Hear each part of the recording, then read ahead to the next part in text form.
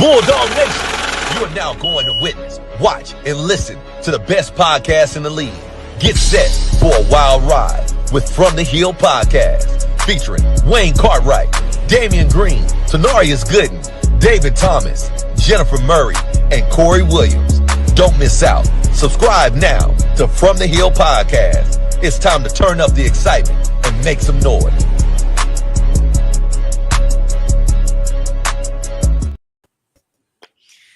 What up? What up, good people? How's everybody out there? Hey. What's up? What's going on? Good. Y'all good? Yes, sir. Playing it all, man. It's Christmas season, man. I've been saying in my mind since after Thanksgiving. Well, as y'all know, in Bulldog Nation, there's nothing, absolutely nothing has been going on. It's just been so quiet. Yep. It's been so peaceful. It's just been a nice, smooth, easy holiday season so far. Ain't nobody talking about nothing. Nobody saw nothing. Nobody knew nothing. Right.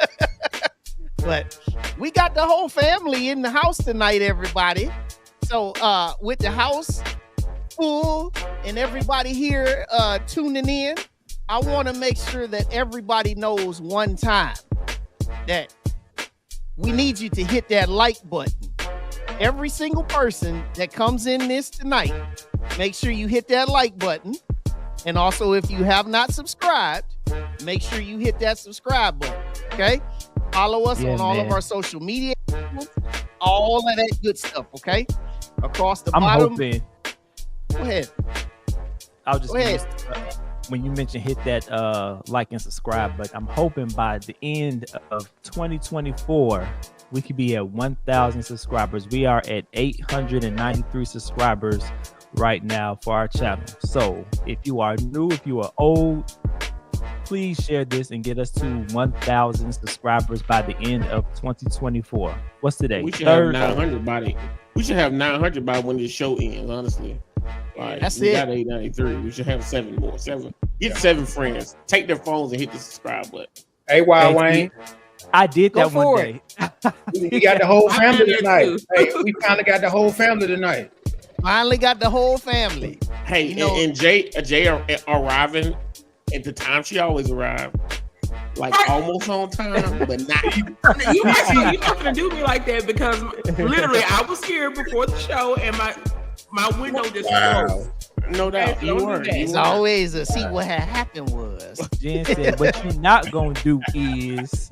Hey, Tilly, you know she from Birmingham, right? Like I said, the show off. Don't do it. Like Lil Boosie said it off. Right.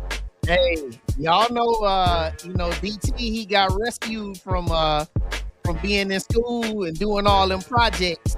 And, he done got off work and he in the midst of a little bit of a break. He don't know what to do, so we gonna hold on to him. We're gonna hold on to him for a little while he's free. And, DT is gonna be in full effect tonight because, we like to call him Reverend DT, and it's Rev DT for a reason because he gonna drop a lot of that wisdom and knowledge tonight.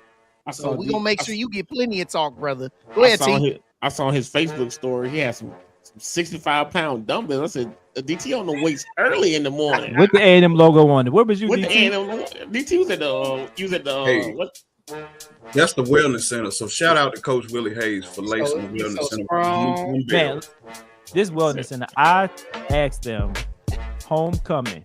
When the alumni come back, those of us that paid for the wellness center while we were in school, can you work out for free? Let us work out for free during homecoming.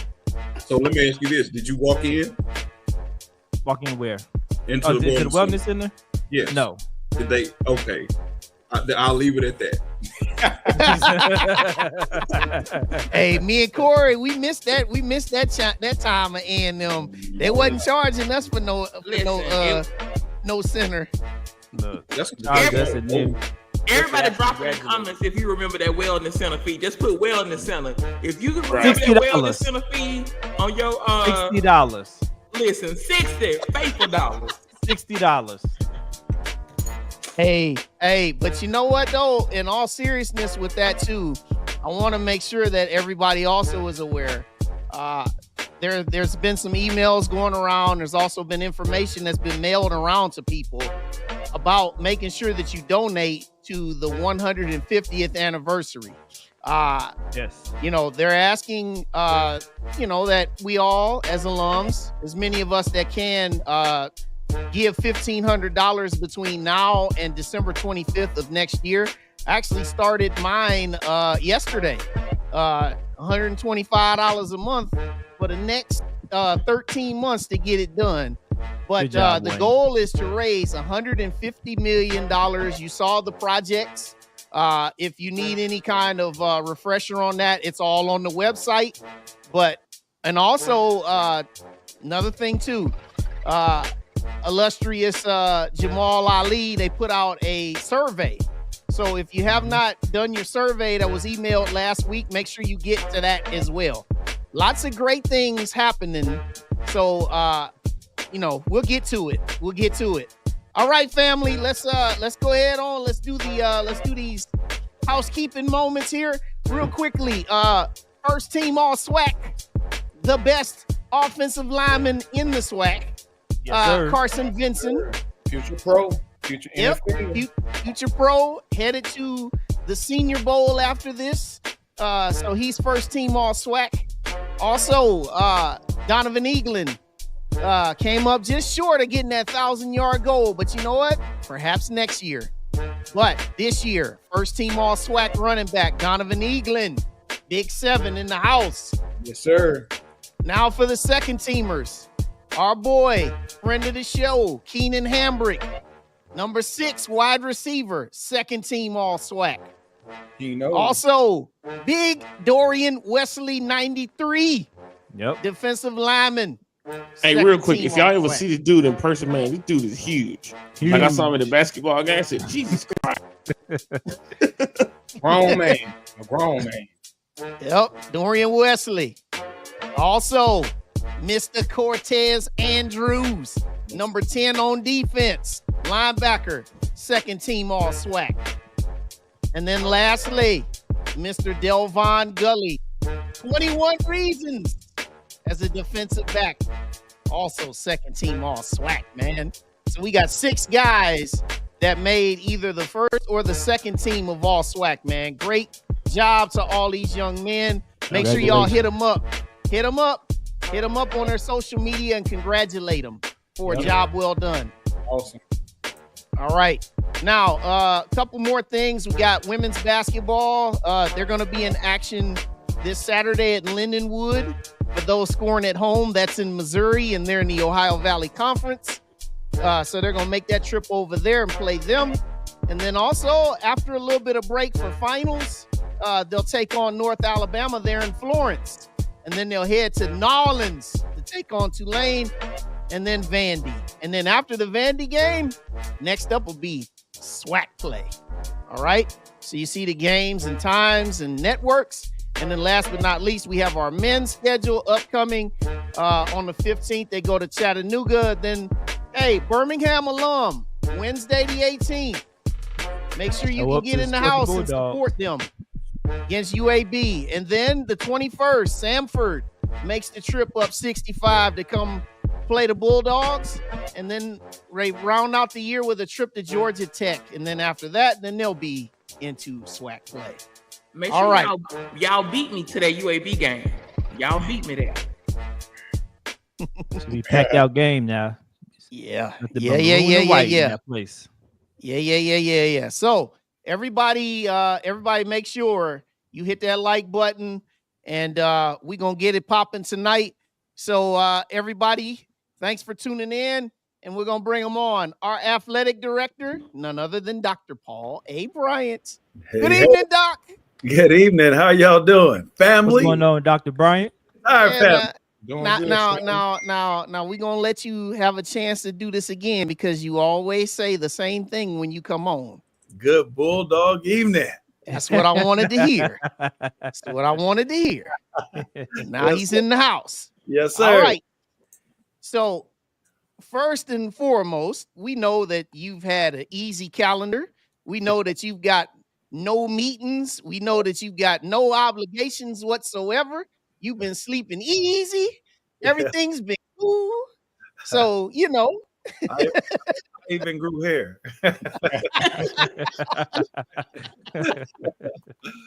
Hey, but you know, I wanna start tonight with the first thing. I want to talk about the Burnett family. And you know, everybody's had a chance to talk about it and also salute and honor and Dave with the Just Dave RIP number 51 salute. Can you talk about how things are with the family? What can you share about the Burnett family at this time? So just this evening, I spoke with Mr. Burnett, and you know, there, of course, you know how they would be feeling at this time, and you know, I don't pray for that to happen to any family to, you know, that lose their young child, you know. So again, it's just tough for him, and from his standpoint, and you totally understand. So he and I are going to talk again tomorrow, just about, you know, just them moving forward and some of the services, if you know, if any, at this time. So that's the only update I have. We just continue to pray for that family. That's again, it's devastating to lose a child, and like I told him, I don't understand, but I empathize with him. So that's the only thing I can give at this time, because there's nothing else that they said. Okay, appreciate that. Appreciate that. Yeah, prayers to the family. Definitely prayers to the family. Absolutely. And could y'all please share on ways that we can support the Burnett family, whether it's financial or whatever? Yes, so there's still a foundation account in Medrick's name in our foundation, so you can give that way, and all of those funds will be given to the family, all of them. And so we're just, you know, anything that's given to the foundation, we're making sure that it help assist them in whichever way possible. And I don't know how much, what they need, but I know if you could give, I know they will be totally appreciative. Appreciate that. So AD Bryant, yesterday, big announcement from the athletic department within Bulldog Nation that we're going to be moving in a different direction with our head football coach. The article mentioned yesterday that effective immediately that Maynard will no longer be our head football coach, and that a national search will begin immediately as well. Anything you can share with us regarding the national search, and if you're going to put together a committee and who will be on that committee?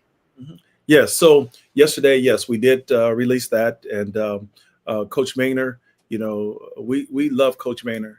He's just excuse my language, he's a hell of a guy, you know. And so and we know that he's a big personality, and we do know that, and we felt that it was time to reignite the program, and we felt that it was time to search for another coach, and the search began immediately, is open. So, you know, once the announcement happened, and this is no hyperbole, I truly received about 15 resumes or calls within 15 minutes of the release being out. So, which tells me that what some of the foundation that he laid, it becomes a destination job. And so we certainly appreciate him. Like they said, he left it better than what he received it. And that was the whole goal. We are using a committee.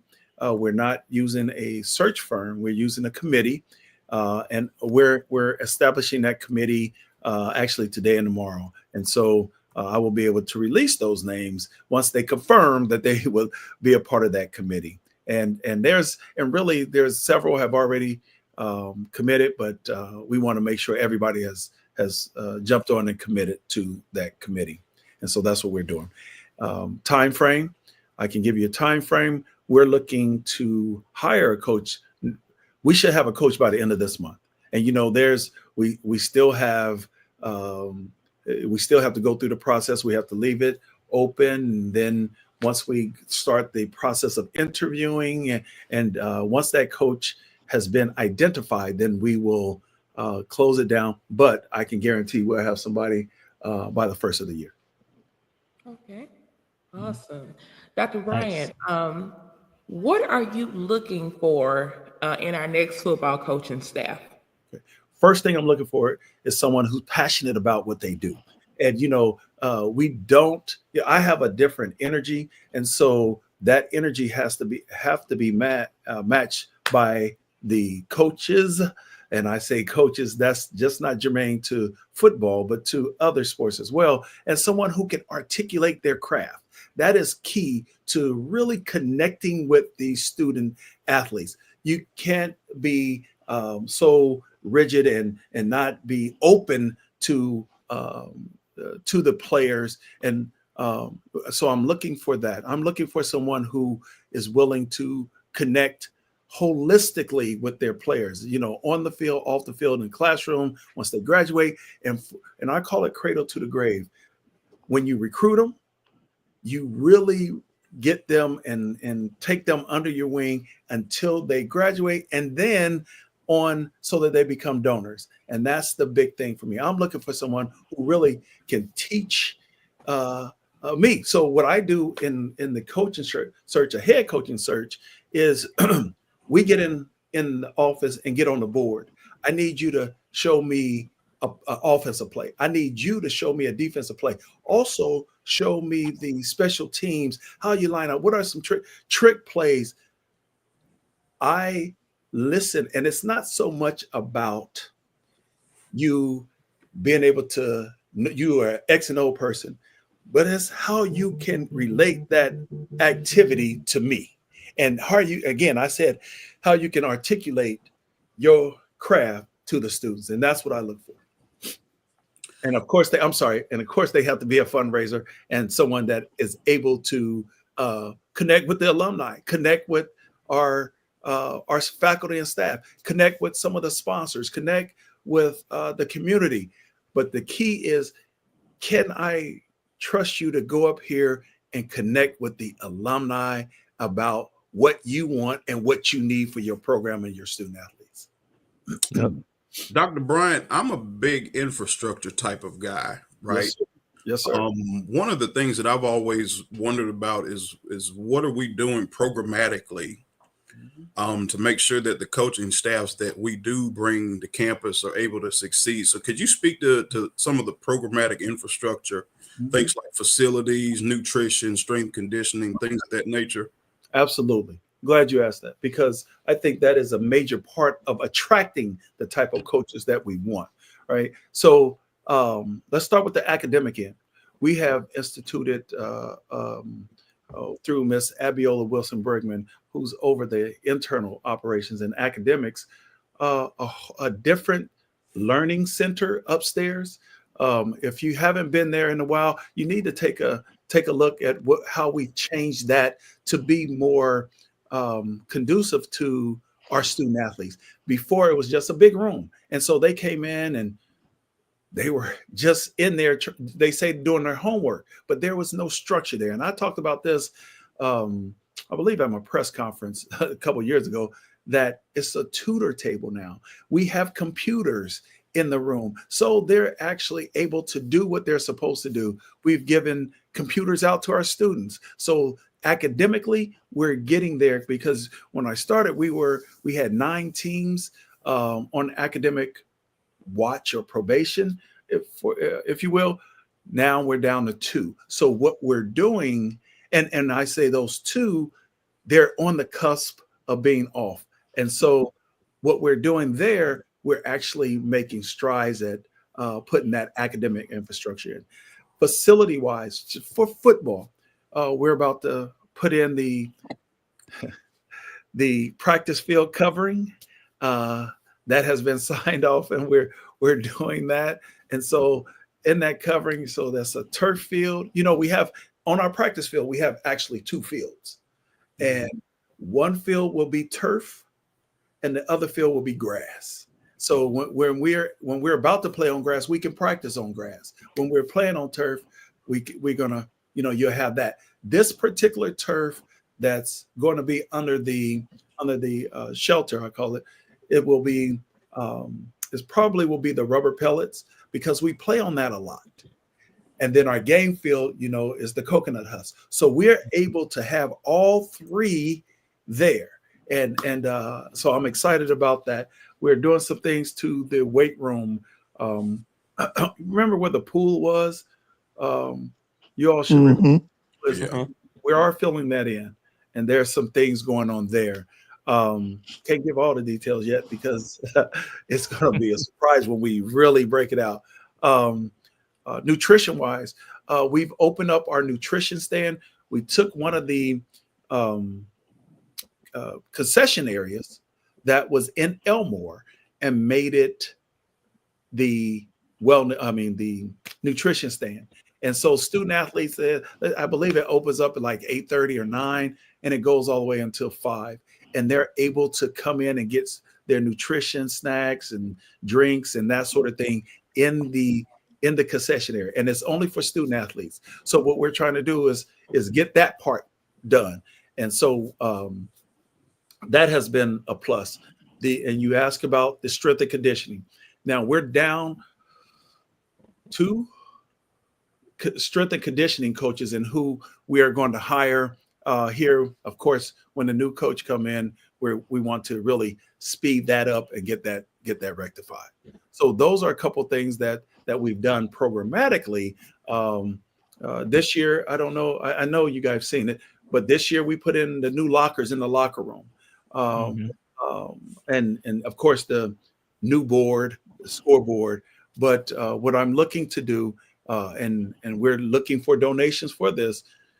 On the other end zone, we have the big scoreboard here, but on the other end zone, we want to put a smaller video board so that people don't have to constantly do this.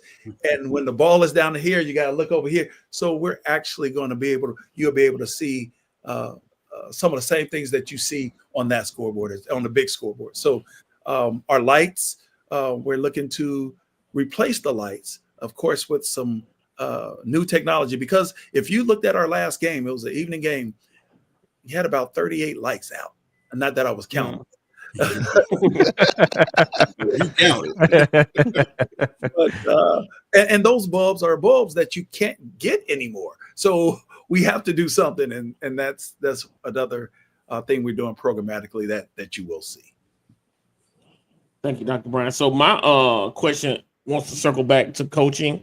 So is it's like 2 or 3 questions. Sure. Do we have a current interim coach right now?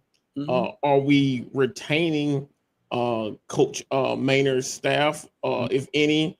And I know the guys on the podcast and people in the chat, we see these big names. Go get this person, go get that person. How much does that play into the decision as well? Okay, so the interim right now, man, I love it. It's me. So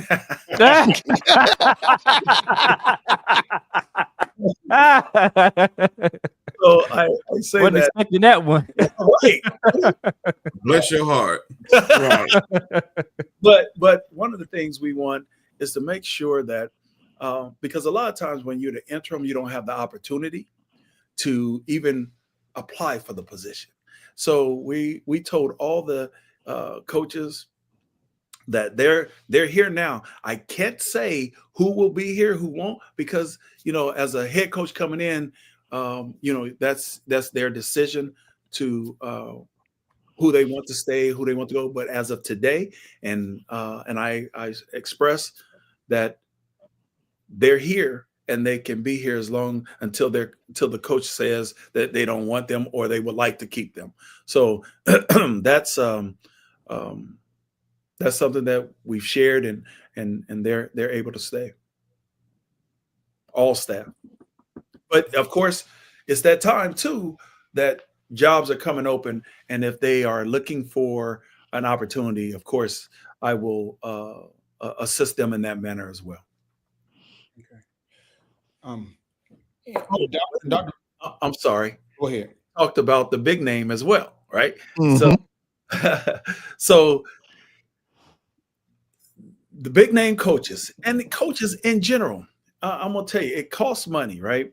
But it's hard for me to really focus on, honestly, anybody, because when we talk about funding, we have, and I'm just gonna give you a couple quick statistics. We have over 30,000 alums that VPI League can touch, right, or in contact with. Only 1,058 are donors. 1,058 out of 30,000. So, and then given to your, paying your alumni dues, that's going to the Alumni Association. That's not coming to the institution. And so we have to increase our donors. I mean, 30,000 and we have 1,058. That was a number that was given to me today. And then I looked at my season tickets. We have a 21,000 seat stadium, and I only sold 3,500, a little over 3,500 season tickets.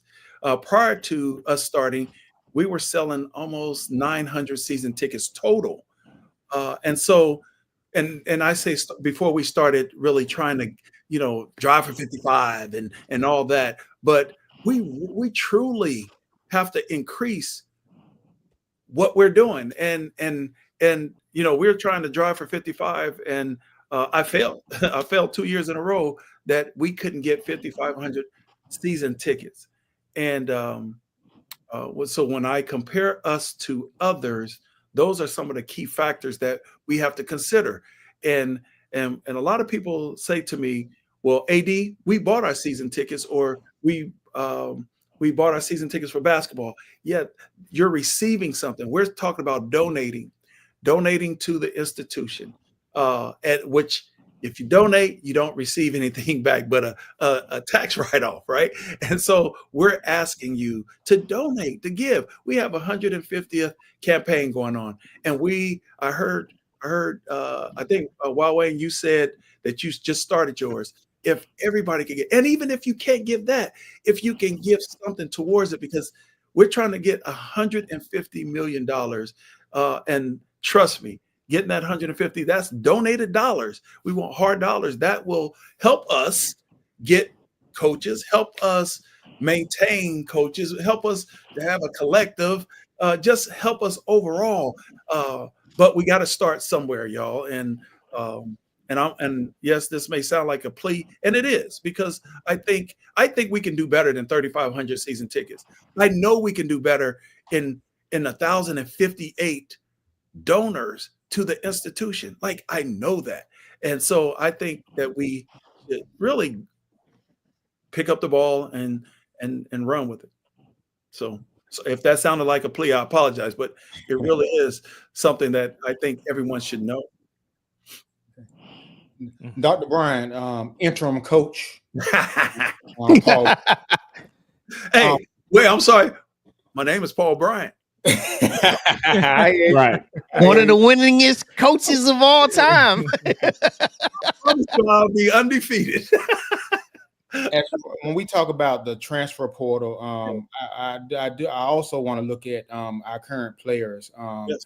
How are we, as far as, because you have to re-recruit your own players, and with us going through a current coaching change, are we talking to the current players, and as far as about staying aboard till we get a new coach, and as well as that's a one part. It's a 3-part question. And second, as far as recruiting, the early signing period is about to come, and as well as the other signing period, as far as trying to get a coach in. Where are we as far as trying to recruit our own players to remain a Bulldog, and as far as trying to get a coach in, as far as knowing that recruiting so a coach can be successful on the first year? Yes. So one of the things we're going to do, we're meeting with the players this week, and of course, my goal is to maintain all the players, all of them. We want to retain, and then if they jump in the portal, they don't necessarily have to. They can jump in, and they can jump out. So we don't discourage them from that, because that's their right. However, we're still going to do, hey, if school 88 wants you, but we want you too. And here's the reason why I feel you can stay. You need to stay. And, you know, of course, they're going to be recruited. But I caution people jumping in the portal.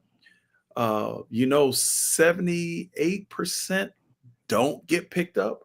And then that's what you're saying is you don't mind forfeiting your scholarship, right?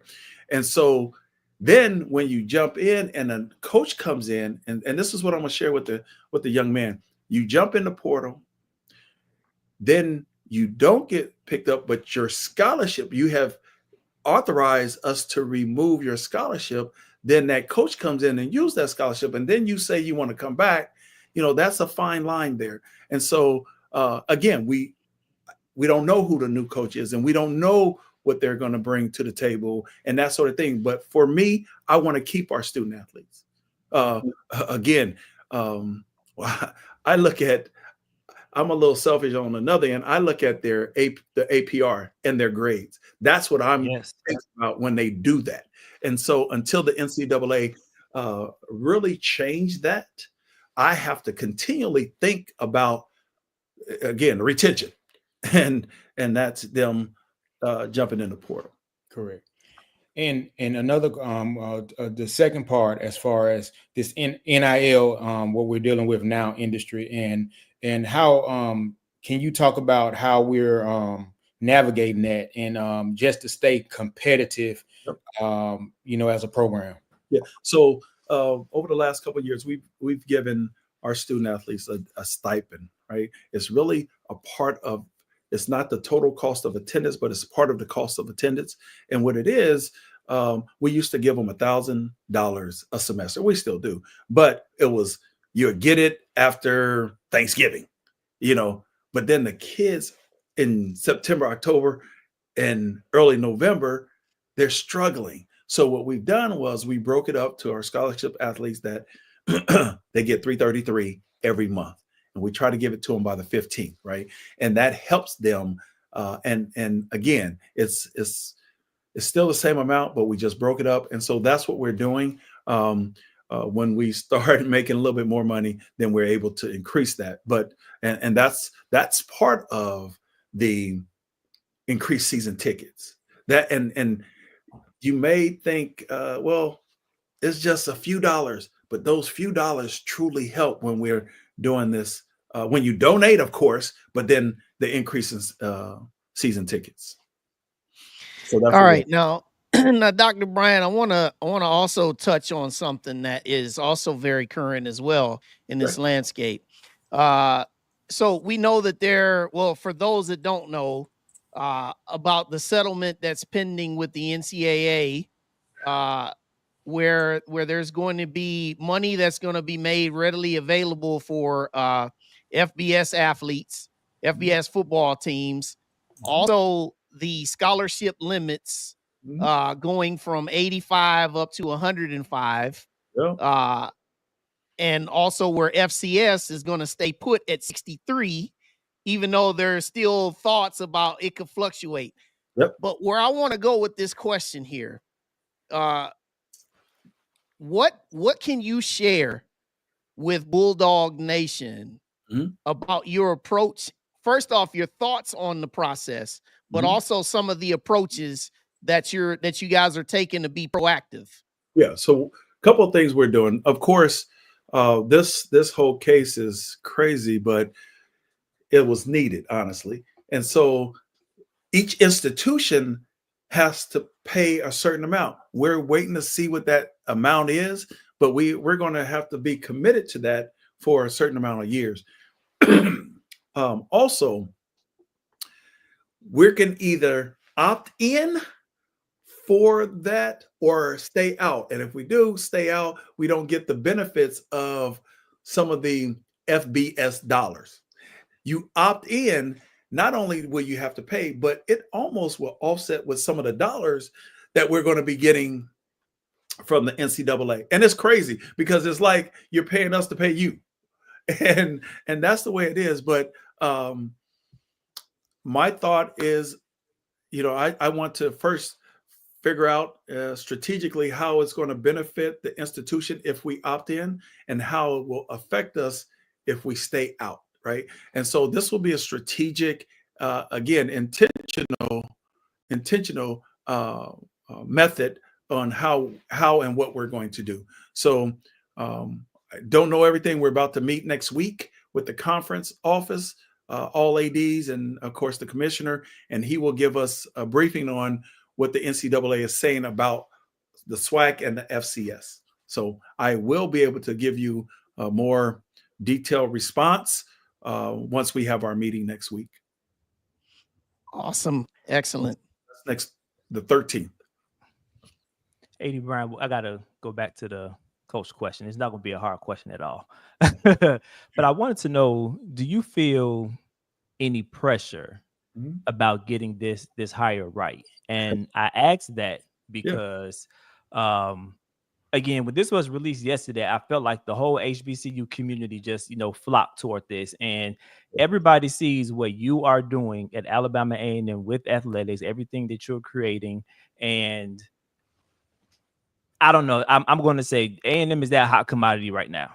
It is, in my opinion. So with all of that, and again, all the names being thrown out for potential coaches, do you feel any pressure to just like, hey, I know I have to get this right? No, I think personally, I think I have to get everything right, and I know I'm gonna falter. But this, to me, if I approached it in that mindset, then I think I will make a mistake. I'm going to be strategic and methodical, like I will do if I were hiring a bowling coach. That's exactly the mindset that I have, is that I'm going to always do it strategically, be real methodical about it, and follow our procedures. We have procedures. And when you do it that way, the right coach will come out. And I hear all the names. Of course, last night, my daughter calls me about 10 something last night to tell me someone had sent her. My daughter is the assistant women's basketball coach at UAB. Her a resume to send to me. And I'm like, okay, now, if you do your homework, you can just find my email. You don't have to do that, but but that's how I know that is a hot commodity, because if they reach out to my daughter, really? Yeah. But I think again, I'm open. I mean, we have some outstanding people that have reached out, and some, I would say, from high school to junior college to Division I, II, XFL, and NFL. Wow. Within 24 hours. Yeah. It's this is but I know that my committee will do its due diligence, and we're gonna really research, and the best candidate will surface. I like that. And when I do that, I want to make sure you all are critical to us and our success. I'll make sure they're here first. Wow, that's what I'm talking about. But we may have to do a special edition, because Tuesday. Whatever you need, Dr. Bryant. We'll be available. We'll be available. You already know. Right. If it's 2 a.m., just hit the line and we'll get up. I work third shift. Call us on that phone. We'll be there. Listen, I work third shift, so I'm already up at 2 o'clock in the morning. So I'm ready. Just say the word. I'll take me a nice little lunch break. Okay. Dr. Bryant, I want to kind of shift in another direction. And I kind of want to talk about game day experience. We saw a lot of improvements with game day experience this season in the football. What were some of the things that you liked? What were some things that you want to improve on? And what are you looking forward to most next year? What's crazy is that's what we kind of, it was like a pilot. We wanted to test these certain things to see how they would be. And if you all know and have interacted with Krista Williams, that she has she go gets it done. And even before you say yes, do it. If you say it, then she's going to get it done. And I will say that is the majority of that is I will give you give her a broad scope of what we want to do, and she takes it and has done a great job. And then you got somebody like Ruben Perez, who is a wizard as well. And so you put them together, and what you've seen at the football games, the fireworks and all that, I mean, that's Crystal, and we're going to do bigger and better things as well. So we start planning in January about all of our games and who we're going to recognize and what day, the themes and colors and all that. So we're going to get that out early, as well as our season tickets, because we're going to upgrade everywhere and make sure. I know once my goal is, if I can get the season tickets out around the same time as we're doing our announcement for our football coach, so that we can increase that. But that game day experience and some of the things that we have, I think is second to none. So you're telling us that you're gonna announce the coach, announce season tickets, and the schedule all on From the Hill podcast. That's what you're saying. If that's what you want. Absolutely. That's what we want. Yes, sir. That's what we want. And to be transparent, it's one game I'm waiting on, or I could have the schedule out today. And that's it's just one game. So we're working out some details, and my goal is to, of course, have as many home games as we possibly can. I almost had 6, but we're gonna keep it at 5. Gotcha. Doc, has there been any discussion on fundraising strategy to include corporate sponsorships? Mm-hmm. One of the things that I know that we've done very well over the years is tapping into our alumni donors.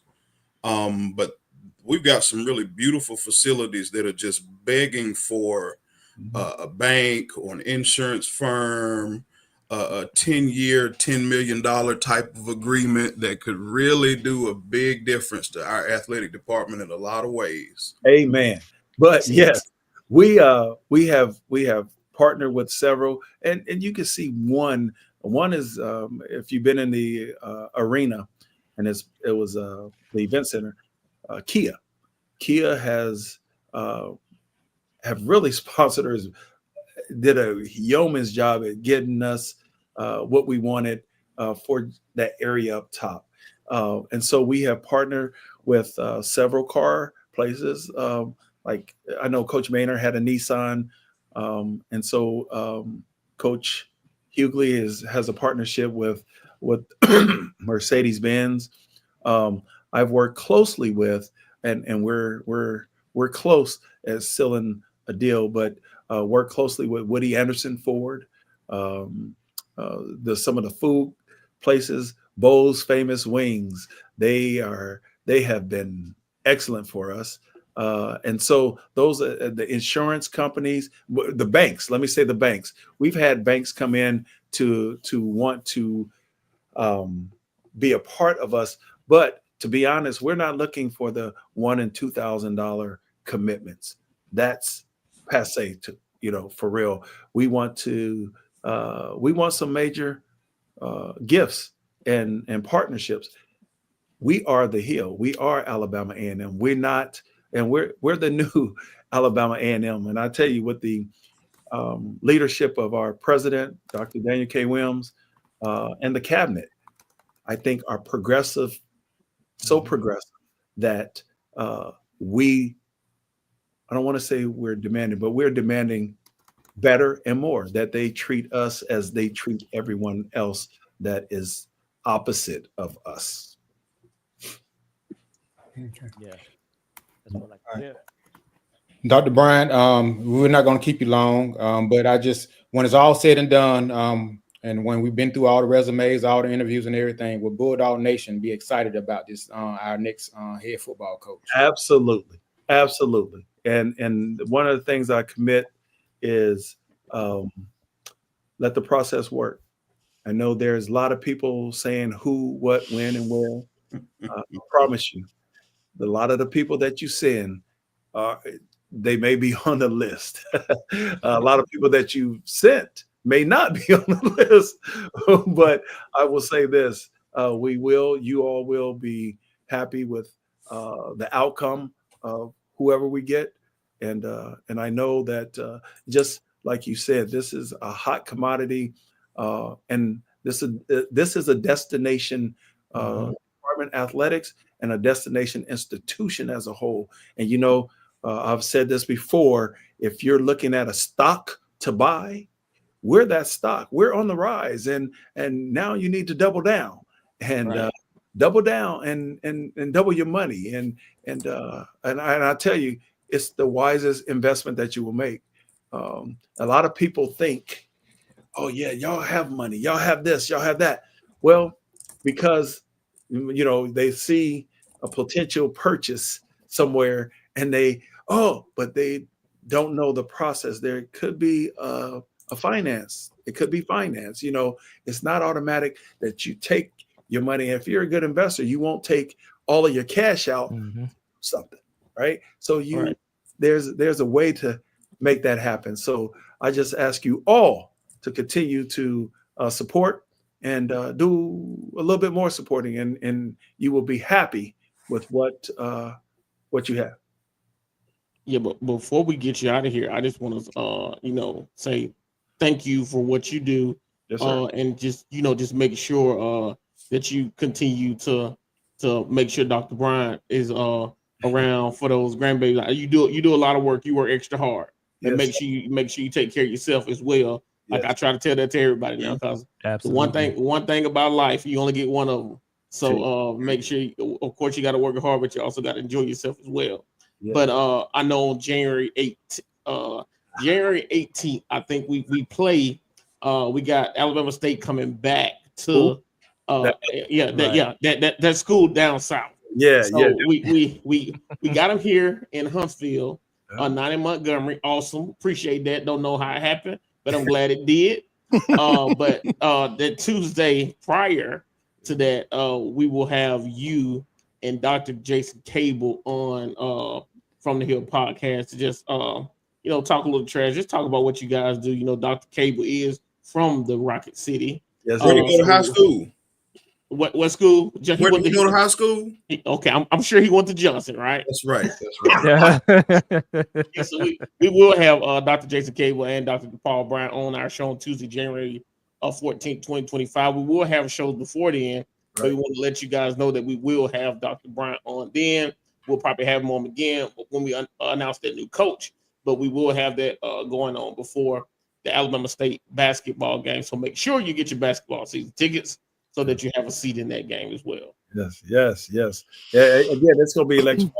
And Cable and I are friends, and it's funny because everybody wants us to talk trash with each other, but we boys, and so it's hard. And he's like, I ain't gonna talk trash, and I've tried it. He won't do it, but I am happy that we have the game here on the Hill, and that game will be another sellout. And I know because of some of the things that we're planning.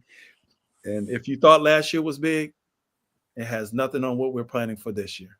Nice. But get in there. Tickets for basketball. I mean, the teams are electrifying. Both the women, of course, the women, they are big energy. That's her motto, big energy. And I want one of those T-shirts, Doc. That big energy, she's there. And then you got Coach O, who has international type of team. Very much so. So. Our team look like the Olympics. And they are showstopper as well. We tripped up a last game, but I'm gonna tell you, some things were not right, and they're forming it to make it a good season. So if you haven't got your tickets, and I did want to say earlier before I came on, I watched it was a graphic that Sanford, it was at 7 p.m. on the graphic. We're looking at changing that time to 3. of course, we will let everyone know, but that's the December 21st. Yes. We're going to make that at 3:00 because that's a Saturday game. So we will keep you posted on that. But Nice. yes. All right. Well, Dr. Bryant, I know that you've got a lot going on. We know that that you've got so much information that's going to go through your mind, but we appreciate you for taking the time to talk to us and to talk to Bulldog Nation out here. To talk about the coaching search and give us some of the details that you can share. And of course, we know the rumor mill will be swirling left and right. Oh yes. But we know that. Go ahead. You can say now is a fact. Your interim head coach name is Paul Bryant. You can't say that. Interim coach, but before we run, I got to drop a little factoid for you. Having to draw up a play. Okay. No. I got a little factoid for you. Yes, sir. Out of the last 10 football seasons, the SWAC head coach of the year candidate, TC Taylor was the first with an HBCU only background resume since Dawson Odom's 2013. That's just something to keep in mind. Got it.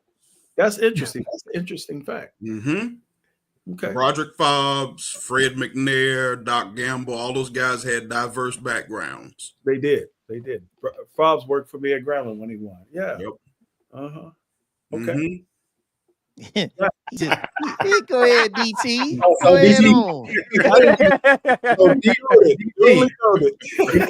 Interim Coach Bryant is telling you he high winners. Yeah, I hear you. As the kids say, clock it. Yeah. Well, with everything that's going on, we appreciate everything that you've done for Alabama A&M, everything you've done for this show. Thank you for taking the time, giving us the opportunity, and we look forward to the days ahead. And when the news breaks, you gonna hear it right here. So if you ain't hear it from this man right here on our screen, it ain't the facts. So all y'all out there that's making these stories, thinking about, I know who it's gonna be. You don't know now. And I'm gonna say, my sources told me that it's going to be right. No. So I'm gonna tell you, there's only one person that will know, two people, and that's me and the president. That's it. So that's it. That's a fact. That's it. So, Dr. Bryant, we appreciate you. Now I'm waiting for that last tagline. You know what?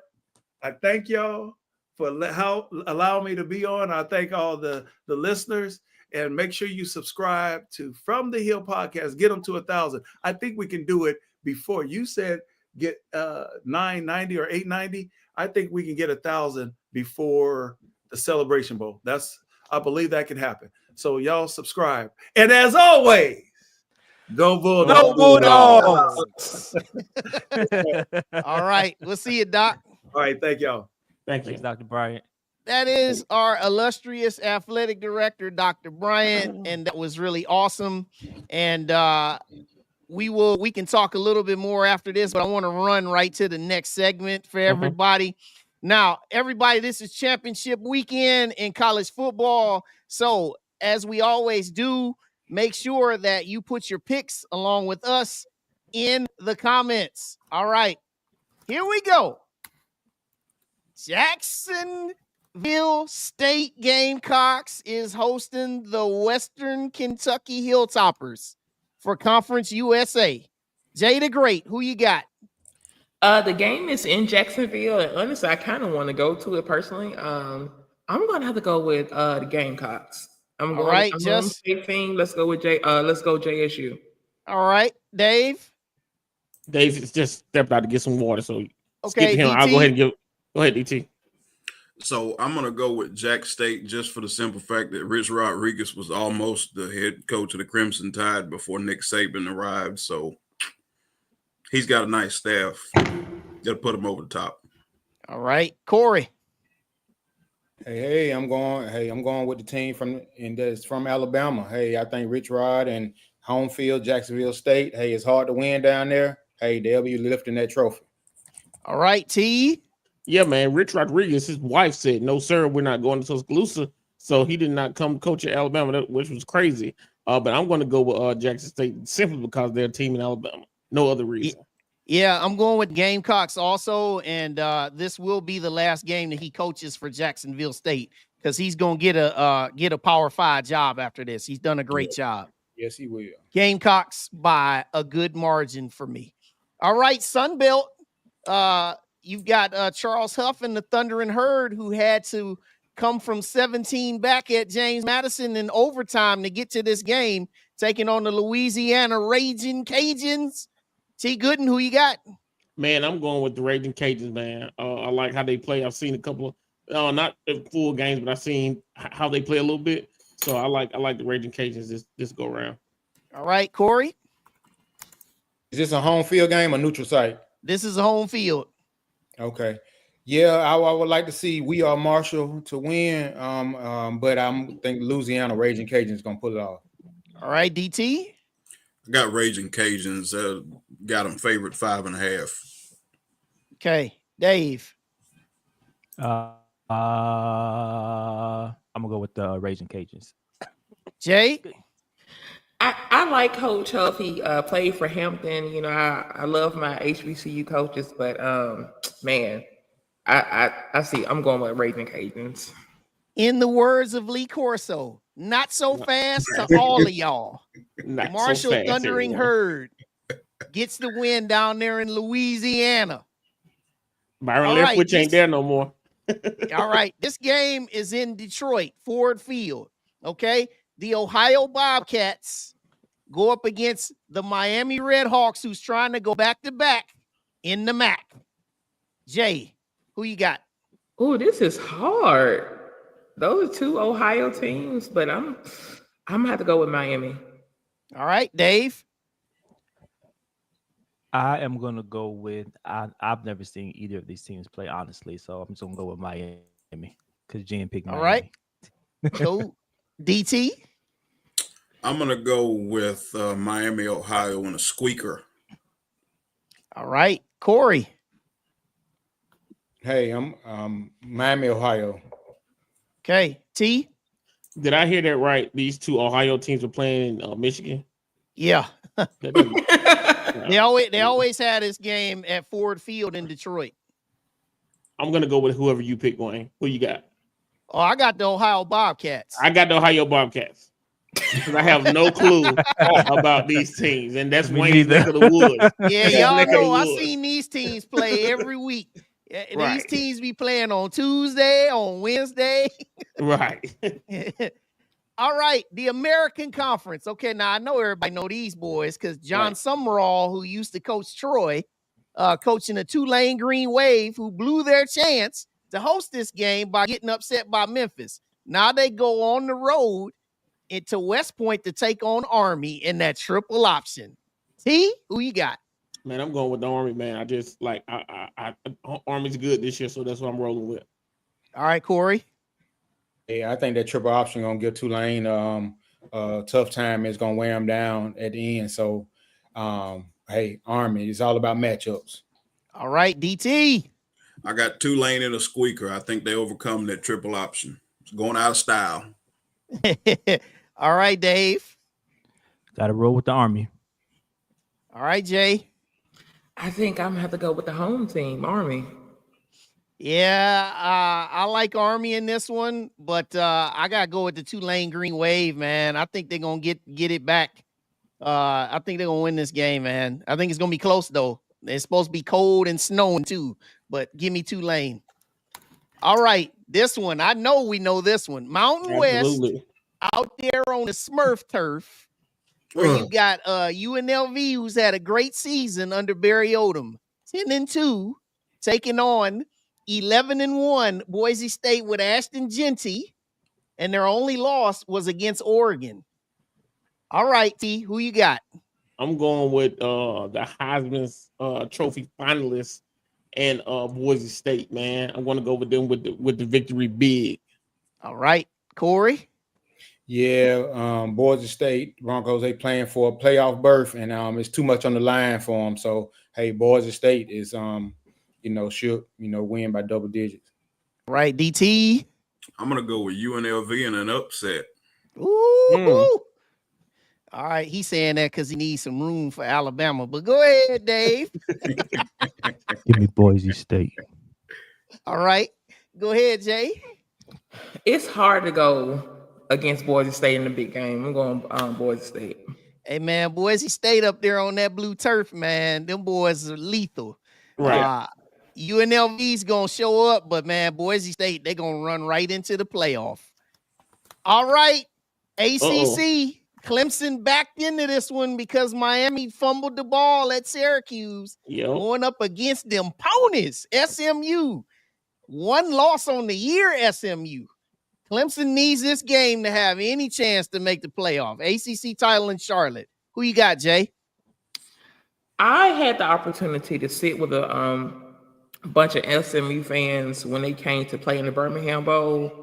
And they are by far one of my favorite fan bases to hang out with. With that being said, let's go SMU. All right, Dave. Let me go ahead and get Clemson since they're just down the street from me. DT. I got SMU, the Pony Express, pulling off a big win. Logic there is Clemson's lost 2 of their last 5. All right. Those bag men are back down there in Dallas, by the way. Yep. Corey. Man, Miami gave Dabo and Clemson another lifeline. And I think because they gave them a lifeline, they're not going to drop the bag on this game. I think Clemson, from their experience and for the opportunity they get, I think, hey, they're going to upset SMU in this game, and SMU will be waiting to see if they get into the playoffs. All right, T. We got to change conference names, man, because there's nothing about SMU on the Atlantic coast. But anyway, we gotta go with Clemson, man. I think Clemson's gonna fight, kick, scratch, do whatever they gotta do. Dabo might come off the pulpit for this one. Hey guys, go do what you gotta do to win this game. So I think they're gonna do what they gotta do to win this game. Hey man, I love what Rhett Lashley has done with the Ponies, man. First year in the ACC and got them in the championship game. But man, I gotta go with the old guard, man. I think Clemson is pissed after losing to South Carolina. Right. And it's in Charlotte. I think Clemson gets it done. All right. Next one, we go to Arlington, Texas for the Big 12 championship. Arizona State in their first year in the league gets in and wins the league regular season title. Now they take on Iowa State. Jay the Great, who you got? Oh my goodness. Now that Texas and Oklahoma and them are not in the Big 12, I can't even pretend to care about the conference anymore. So I'm just gonna have to go with Arizona State. All right, Dave. I'm gonna roll with Iowa State. All right, DT. I've got Arizona State. Iowa State's lost 2 of their last 5, and their last 3 wins have been fairly close. All right, Corey. Hey, I got Arizona State. I just think they have much more talent, and I think they're playing the best going into this championship game. So Arizona State. All right, T. Gooden. Arizona State, man. I think they're the better team. So I think they'll win the Big 12 championship. Yeah, Kenny Dillingham. This team, Arizona State, was picked last, and they're going to finish first. Arizona State over Iowa State. Next up, we go to Indianapolis. Now, this one, I was really pissed off because it should have been my Buckeyes. But you know what? Nevertheless, You'll be all right. we'll be all right because we'll be in the playoff. We got to play on the road, maybe in the first round. But anyway, Big Ten championship. We got Penn State, almost hit something else. Penn State taking on the only undefeated team in America, Oregon Ducks. Jay the Great. Who you got? Ooh, I'm gonna have to go with Oregon State. Penn State. Oregon. I'm sorry. I said Oregon. My bad. Man, Phil Knight gonna come get them Nikes. Right. Go ahead, Dave. Yeah, I will go with Oregon also. All right, DT. I've got Oregon, but here's the thing, right? Oregon, when's the last time they've been number one at this stage in the season? They haven't been. No, have not been. Might be a little nervous. I think Penn State might pull off an upset here. Uh-oh. All right. Corey. Another big game for James Franklin. He can't never get in the hump. He backdoored in, but I just think Oregon offensively wise, I think it's going to score too many points for Penn. I think Penn State will fight or whatever, but I think Oregon offensively just be a little bit too much. So Oregon, the Ducks. All right. T. Man, I'm gonna go Mr. James Franklin, Penn State Nittany Lions with the upset. All right. Penn State doesn't win nothing. They're not that good. They didn't beat nobody this year. They're not gonna win this game. Oregon is gonna roll these boys. They're gonna put a 40 piece on them. I'm going like 41-14. Penn State, you're gonna make the playoff, but you are not good. Okay. Ooh. They're not, man. You can look at them. They're not. All right, here we go. SEC in Atlanta, the rematch. Georgia handed Texas its only loss of the season. And now they meet again in Mercedes-Benz Stadium. T. Gooden, you get the first crack. Man, that's a home game for Georgia. Yep. Georgia wins. All right. Corey? All right. They played early in the year. Georgia won. But Kirby get up for these games, man, but they didn't play the daunting schedule. And I think that schedule really is going to hurt them because, going week in and week out, and they played the toughest schedule in the SEC. So I think rematches is hard. So I'm gonna go with Texas in this game, just because of they know what they gotta match up against, and they definitely has the talent to win this game. So I'm gonna have Texas winning the SEC in their first season. All right, DT. I got Georgia. This is a home game. Kirby Smart is a Nick Saban disciple. It's hard to beat those guys twice in the same season.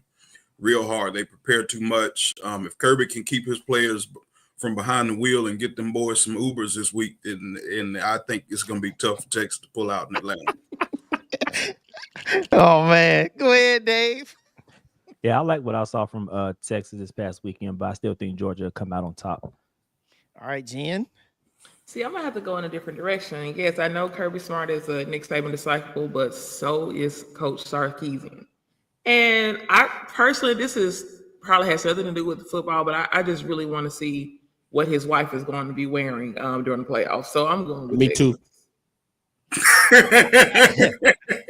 Well, this one is a tough one for me because Texas knows that it's not just about winning the SEC, but these boys know that they can get a bye.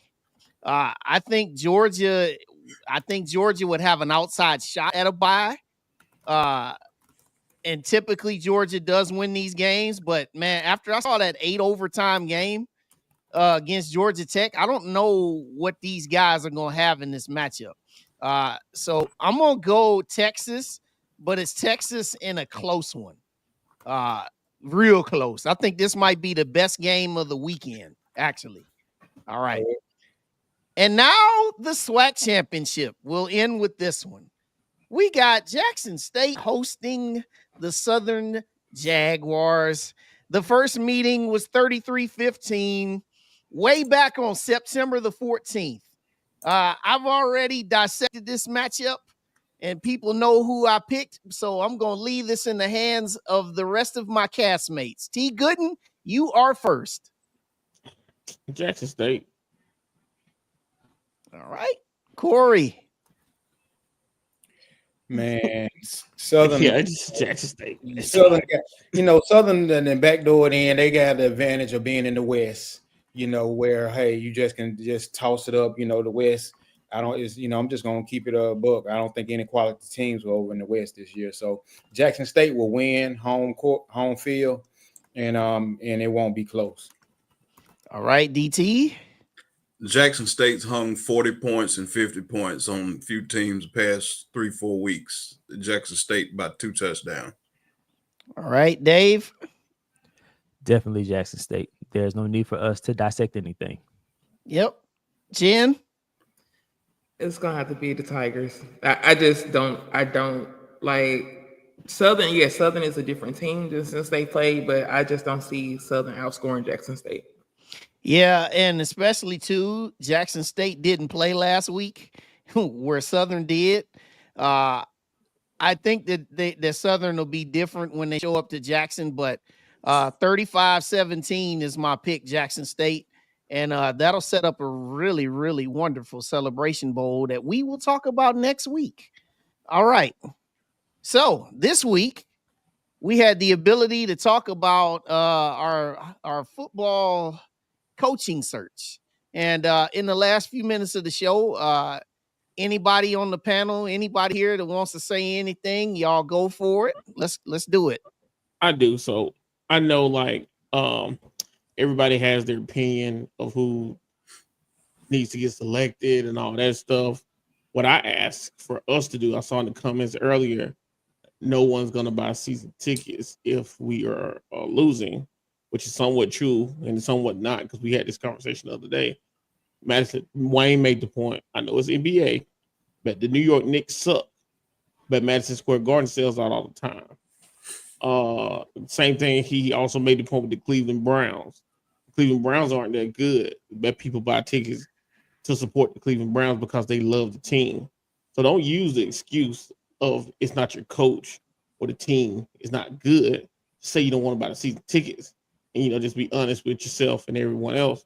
But however, like Dr. Bryant said, he broke down that they were getting $1,000 a month. They were getting $1,000 after Thanksgiving, and now they're getting $333 a month.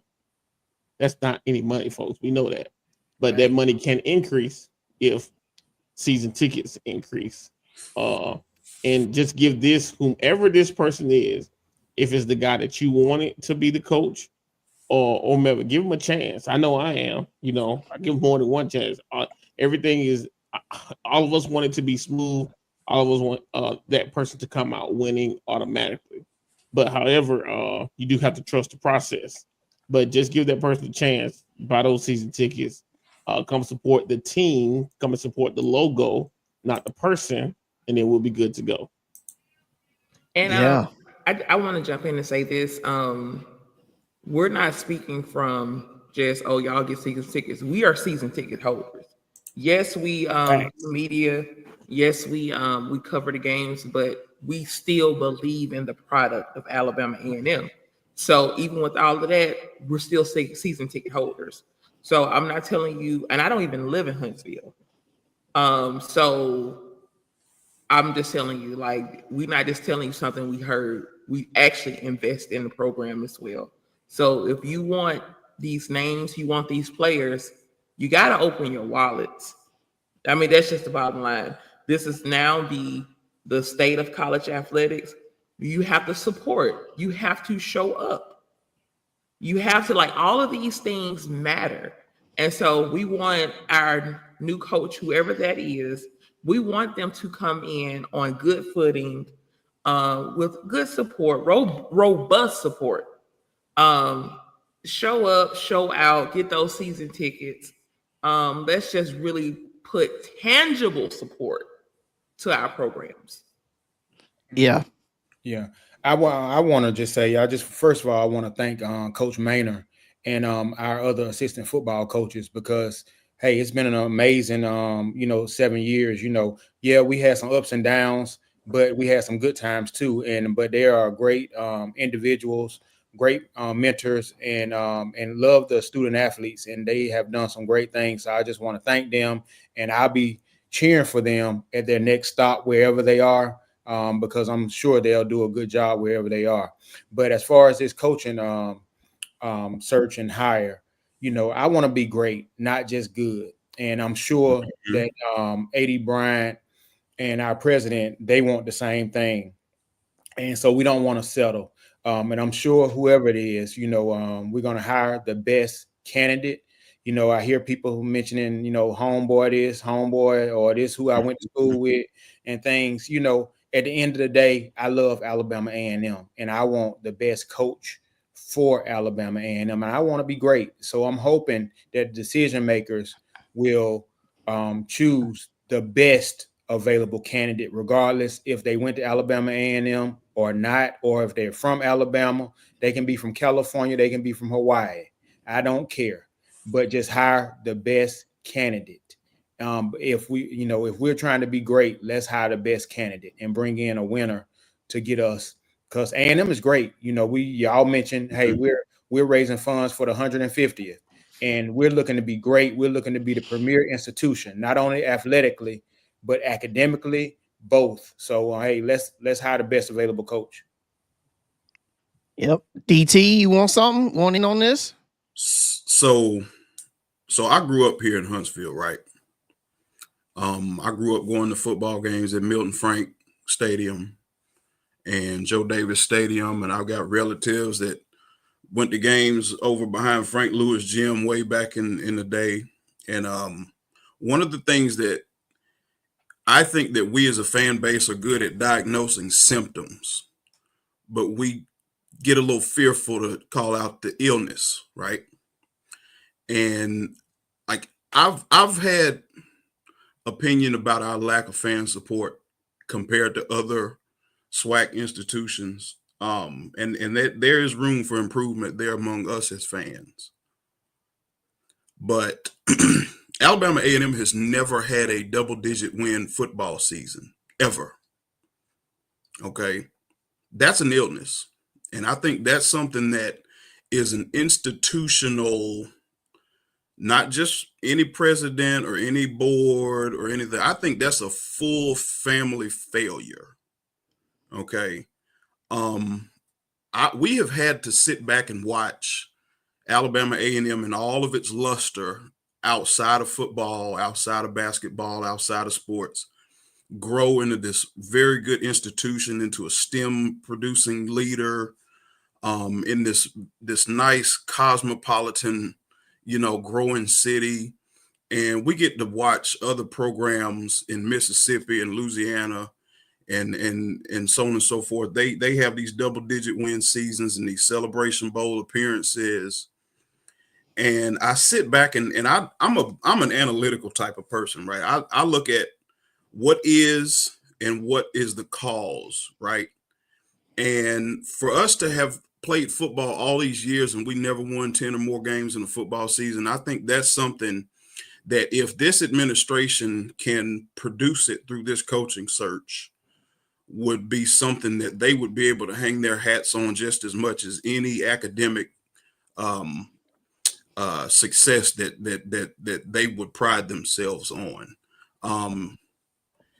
I think that a lot of times we do the homeboy thing real well. Okay.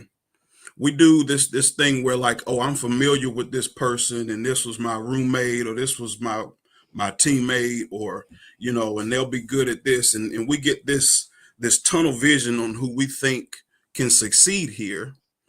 And we lose sight of the fact that college football and football in general is a nationwide sport.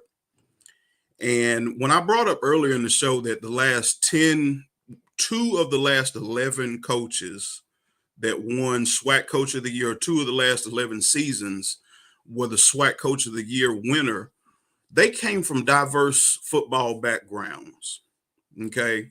They didn't just coach in the CIAA and the SIAC or the SWAC and the MEAC.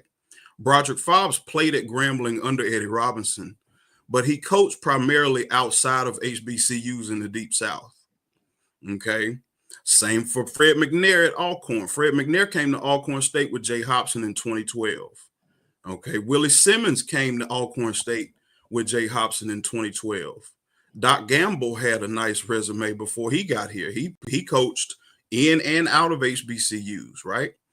Deion Sanders, we all know about Deion Sanders, but he's sort of the statistical outlier, okay? And there's people that are calling for another pro football Hall of Famer to come and be the head coach of Alabama. Let me tell you something, man. Like, I love Ed Reed as a football player, but and he may be a good head coach one day, but there's only one prime time. Okay, that trying to replicate that over and over, it you can try it. I don't know if it's going to have the same success, right? Jackson State was kind of set up infrastructurally for Deion Sanders to come in and get to the Celebration Bowl, right? If we get Ed Reed or somebody like that, or are we fully, like, in all of our 6 and 5 historicals, right? Are we ready for something like that here? I don't know. Maybe, maybe not. But I've gone to games all my life, and I've never seen a 10+ win football season. And they say candor can be just as dangerous as ignorance. I'm going to be in all candor. I'm tired of this 500 level, 6 and 5 types. And that's no disrespect to any coach that's ever been here. I love Coach Maine. I love what he's done for us. I love that he beat UNA in 2019. That was for people that grew up in the 90s and remember UNA beating us as bad as they did back then. That was somewhat of a pride point, right? So I give them props. But historically, A&M is a 500 level football program. Okay, and I think that needs to stop in 2024. That era needs to be put to bed for good. Yes, I for those that know me, I'm saying, just piggybacking off that, I like talking trash. Y'all, those that know me, I like to pop my stuff. And I do that regardless, win or lose, but it feels better when you win. Yep. I have trash about Madison City Classic. We used to beat Jackson State consistently. We used to we have yet to beat FAMU that I've seen in a long time. So I want to talk trash and have that backed up. Let me have that. I don't ask for much. Well, Dave, I'm gonna say something, but Dave, I want to give you a chance, and then I'll finish here. Go ahead, Dave. Well, I don't think there's anything left to say. Okay. I think everybody said everything, but the only thing that that I will say is that I do trust AD Bryant and whoever they form this search committee to, choose the right head coach for us. One thing that I will call out is that from Dr. Williams on down, everybody is in alignment. And I don't think that the trajectory that the university is taking, I don't think they're going to sit back and let athletics continue to fall to the wayside. Yeah. So I do have my trust in them to hire the right person. And also, just to reiterate, everybody, please participate in the 150th campaign. Please go onto the website and sign up to make your weekly donations, your monthly donations, whatever you'd like to set up, whatever it is that you can afford. If you can't afford to do whatever they're asking for, just donate something, because again, a lot of times we're always talking about what we want to see. These things cost money. We just talked about with athletics and everything that AD Bryant is doing and things with the university that they want to do on the website. You can see those 3 priorities that they have. Those things cost money, and we are going in the right direction with the university. So again, everybody, please participate in the 150th campaign. All right. Now I'm going to finish off by saying this. I appreciate everybody's points. Appreciate everybody that's been talking here in the chat. And appreciate everybody that's still watching. Also, make sure you hit the like button if you have not done so already. Thank you. So I know that there's a lot of heavy lifting that has to be done. And I need everybody to understand it's not just at Alabama A&M. It's at all HBCUs. There needs to be heavy lifting done by everybody involved. You as an alum, you as someone that may not have gone to the school, but you live close to the school, everybody has to do some heavy lifting. The days of, expecting somebody to come along and write some ginormous check. I mean, it would be lovely if that happened. In some places it does happen, but that stuff doesn't come around every day. And so we have to fund our own visions. And everyone has Super Bowl goals, Super Bowl dreams, and big visions of winning championships and seeing confetti and lifting trophies and raising banners. And for most of my life, the teams that I've rooted for, I have not seen that. I'm from Cleveland, Ohio.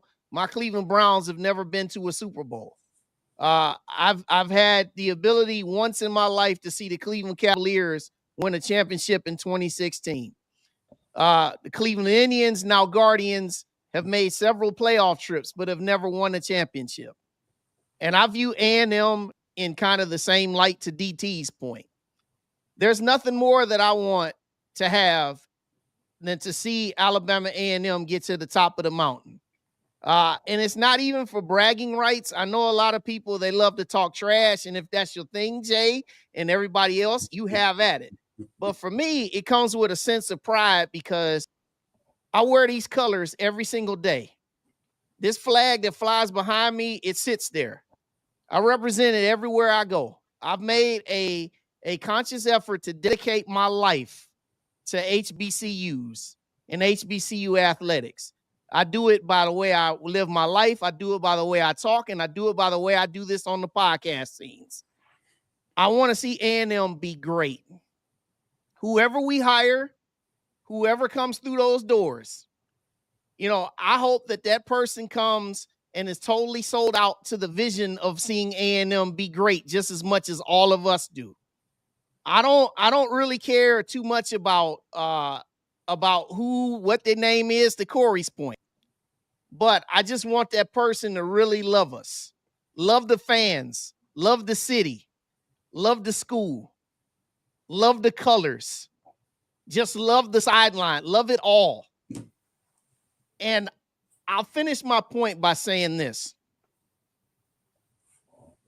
When you've stayed at a 5-star hotel, or you've had a top level steak, you never see another steak, or you never see another hotel in the same light. Once you've touched the top, once you've felt it, once you've experienced the greatest feeling there is, you want to have that feeling again and again and again. And for some, they touch it more often than others. Some never get it, and some get it maybe just once. But for those that like to say that 2021 COVID year championship, those that say that's nothing, I want to tell y'all something. And this is my admiration to Coach Maynard. What was going on in the world at that moment? There was a lot of depression. A lot of us lost loved ones due to COVID-19. And doggone it, winning that championship down there in Jackson, Mississippi, that was one of the happiest moments of my life in 2021. With every part of depression that there was and bad news everywhere, that made my year. And I don't care what nobody say. That man worked hard and gave his best for Alabama A&M. So while you said a lot of stuff about him in these last 3 years and you wanted him out the door, you better make sure that you appreciate him, and you give people the same energy when they come new. When the new people come in, we want the same energy, because it cannot be this. Get out on Facebook, get in social media, say all this big stuff, hide behind a keyboard. But then when it comes time to give and time to show up, you're absent. So now come on in and do the heavy lifting with us, because we're a family and we're going to do it great. Or put in a rolling eye emoji in the comments. Yeah. Hey, Wayne, and also y'all call me a preacher. Wayne, I'm glad that you mentioned about the 2021 Spring SWAC Championship and the HBCU National Championship. And I'm tired. I hate when people down talk on that, because at the end of the day, you either played or you didn't. And the teams and the people, and to me, it's a disgrace. Some of our own fans talk negative about that, but I do agree that was a great time, and we earned it, and we earned it on the field. And if other teams would have won, they would be celebrating that. So don't never let anybody talk negative about that championship, because it was earned on the field, and either you played or you didn't, and we won. And hey, it's down in the record books. So don't never let anybody talk about that. They all were begging for spring football, weren't they? Listen, every last one of them was begging. I'm glad you said that. Man, Alabama won a national championship by only playing the all SEC schedule, and you never see their fans say, "Well, blah blah blah." The LA Lakers won in the bubble, and they ain't saying LeBron didn't deserve that. LA Dodgers won with a 60-game schedule. Yeah, come on, man. Come on, man. But we're moving on to bigger, better things, though, man. Yes, yes. Let me say this, and I'm glad we brought it up, because people know not to come with me with that foolishness, because I remember what y'all said. Like, I have great memory. I remember the talk that was said in 2020, in 2021. Oh, we finna win two championships. We gonna do this. We gonna do that, and you didn't. So no matter how I feel about the latter part about Coach Maynard's career, he did bring our first Black national championship to A&M. So he will always have my respect for that. And to the people that got something to say, buy season tickets. Yeah. But I'm talking about to the people that, the outside of A&M, right, who feel the kind of way. We don't care, because some of the loudest people that got something to say about our national championship ain't won one since then. So I really wanted to say a little more, but I'm gonna keep it. Gonna keep it cute. Hey, I'm gonna say, I ain't won nothing. We need Birmingham stuff down there now. Hey, I'm gonna say one thing. After we won in 2021. A lot of these schools in our conference, I'm not gonna call their name, they wanted to hire the man. They did. Oh boy. Oh boy. Nah, get into it. So that is where it sits. And last but not least tonight, the SWAC championship game. I really pray that place is packed out down there in Jackson. Absolutely. And I'm going to say the same thing. I'm going to say the same thing next week about the Celebration Bowl. Not because I'm going to be there, but even if I wasn't going to be there, this is a celebration of HBCU sports, man. This is supposed to be the signature event of the Southwestern Athletic Conference. I hope that place is packed out. I hope it's loud. I hope it represents Black college football on the highest level. And then when we get to Atlanta, I hope we get it again. So let's just let that be. But I know everybody has your feelings about the football search. We thank everybody for coming by, tuning in. If this is your first time, I don't want to sound like church. If this is your first time, make sure you hit that subscribe button or hit that like button. Make sure you get a chance to, join us again, man, because we do some good shows here. We do some real good content, and we just really want to give the chance to share that with all of y'all. T. Gooden, what you got, man? No, I was just about to say we don't ask for donations, but whatever. No. I said it Sunday night, and I said I was gonna say it tonight. Listen, let's need to hear no there, but we take care. Listen, we take care of us. We're a free show. We're a free show. And we do this from the kindness of our heart because it's the passion that lives inside of us. This show is going to continue to be free. And the only thing that we're asking from everybody is that you subscribe to our YouTube channel. Oh, yeah, that's all we need. Follow us on all of our social media handles and hit that like button every time you come by. That's all we ask. And everything else will take care of itself. That's it. And we cast no aspersions upon anybody else that chooses to go a different route, because the way you handle your business is the way you handle your business. Correct. All right. So tonight, thank y'all. Thank everybody for coming on in and watching us here on From the Hill podcast. And next week. Say it again.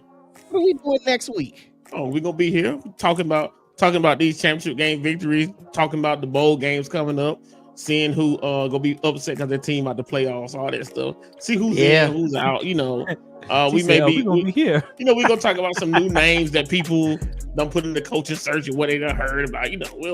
We'll address all that. And also we'll get a chance to preview and pick the Celebration Bowl next week. Yep, absolutely. Definitely. Also, I want to say this too. Hey, Virginia Union Panthers, headed down to Valdosta State in the D2 quarterfinals. Yeah. Hey, man, we with y'all too, man. Shout out to Virginia Union, man. Go down there to Valdosta and get one. Get another. Take Jesus with you, because you're going to need him. Yeah, get it. Hey, this will be a third straight road win for them boys. You know, they won the first one in overtime, and then they blew out Lenore Ryan, and now they're taking on one of the championship game favorites in Valdosta. So, hey, man, Miles played them pretty good, though. You know, it was only 33-17. So, shout out to Virginia Union, man. I'm pulling for y'all. All right. So, everybody, join us next week for Wild Wayne Cartwright. We got T. Good and Corey Williams. Before we Dave. Go ahead, Dave. We are at 898 subscribers. We were at 893 when we started. We get 2 more subscribers before we end this show. We at 900, and we get closer to 1,000 by the end of the year. So, is there one? Is there one? Is there two? Are there two?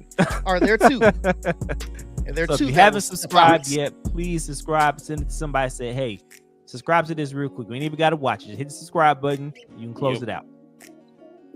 DT, quickly. Real quick. Shout out to the women's basketball team. Khalil Walker averaging 14 points a game. Big upsets against Eastern Michigan, Kansas City, and San Diego. Yes, sir. And all on the road, we going in people's trap and taking over. That's it. So for Jay the Great, Just Dave, DT Green, Corey Williams, T. Gooden, Wild Wayne Cartwright. See y'all next Tuesday. God bless you. Good night.